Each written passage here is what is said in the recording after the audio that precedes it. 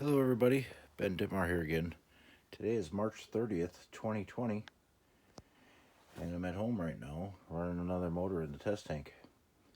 This one here is a 1976 Johnson 15. Bought this motor last week, and it had essentially been parted out. It was missing the carburetor, the airbox, the recoil,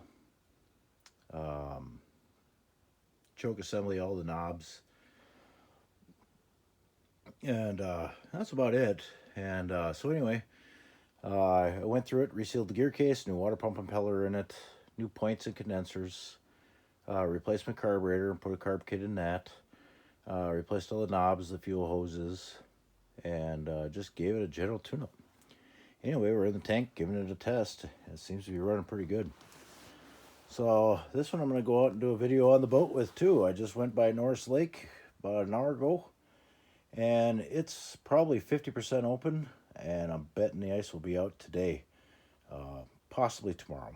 So anyway, give you a little demonstration on this one. Oh, I also had to replace the tiller gear in it, and it was painted camo, so I spent a couple hours getting the crappy camo paint job off of it and replaced the hood because it was missing the hood, and we got her.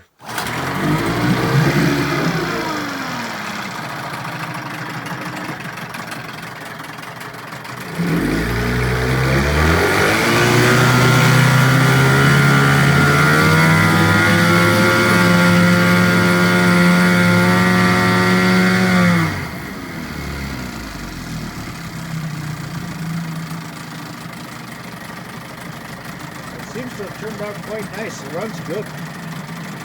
We'll get it on the boat and see how it does. Anyway, I'll do this one. Thank you for watching. Bye.